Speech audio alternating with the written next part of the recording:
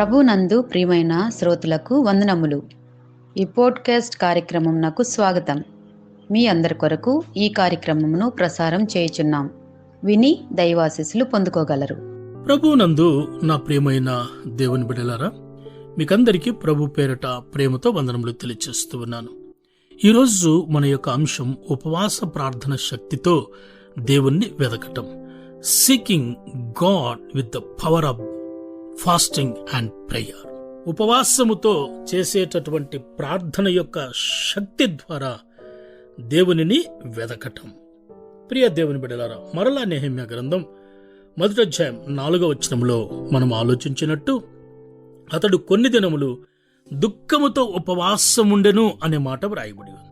ఉపవాసముతో చేసేటటువంటి ప్రార్థన యొక్క శక్తి ఎంత గొప్పదో ఈ నెహెమ్యా గ్రంథంలో మనకు కనిపిస్తుంది.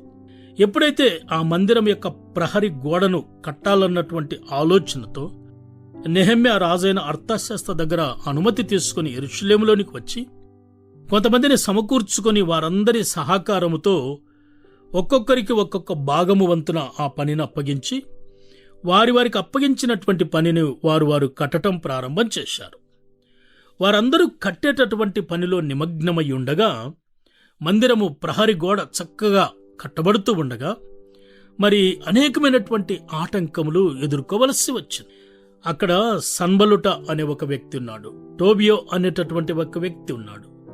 ఈ ఇద్దరు ఈ కట్టేటటువంటి ప్రహరీ గోడను గురించి హేళన చేయటం ప్రారంభం చేశారు. హేళన చేస్తూ వారిని అవమానపరుస్తూ వాళ్ళని డిస్కరేజ్ చేసేటటువంటి ప్రయత్నం చేశారు ఈ సన్బలుట, ఈ టోబియో. నక్క ఎగిరితే ఇది పడిపోతుంది అని హేళన చేస్తూ ఉన్నటువంటి విషయాన్ని మనం గమనించగలం.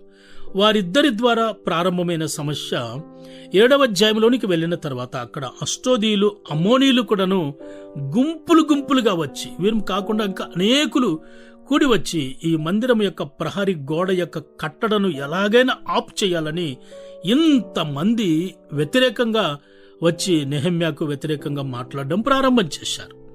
అయితే ప్రియ దేవుని బిడ్డలారా, నేను నేర్చుకోవాల్సింది ఏంటంటే, సమస్య వచ్చిన ప్రతిసారి నెహెమ్యా దేవుని సన్నిధిలో ప్రార్థనలో గడుపుతూ ఆ ప్రార్థన యొక్క శక్తి ఎంత గొప్పదో ఎవరైతే ఆటంకపరచాలనుకున్నారో వారికే తెలిసి వచ్చే విధంగా ఈ మందిరం యొక్క కట్టడ విషయంలో దేవుడు అద్భుతమైనటువంటి కార్యమును నెహెమ్యా పట్ల దేవుడు జరిగించాడు. కారణం, నెహెమ్యా ఉపవాసముతో శక్తివంతమైనటువంటి ప్రార్థన చేశాడు.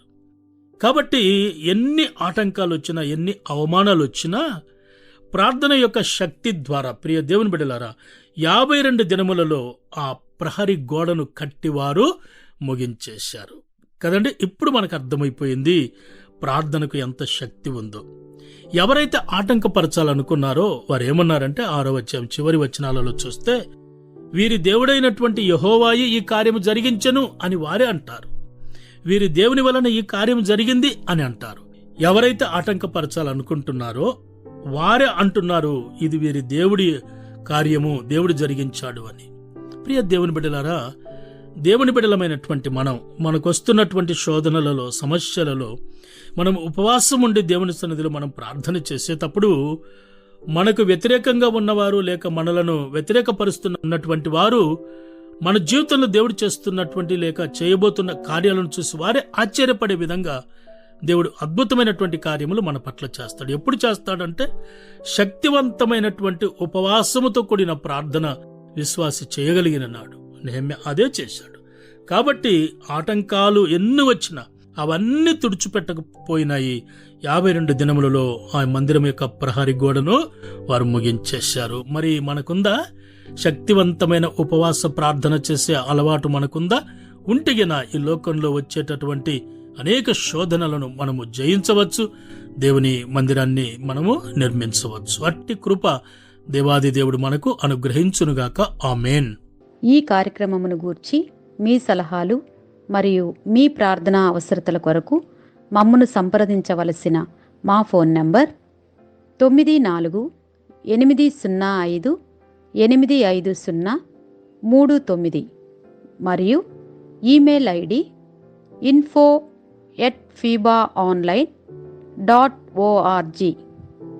మా ఫోన్ నంబర్ మరొకసారి 9480585039.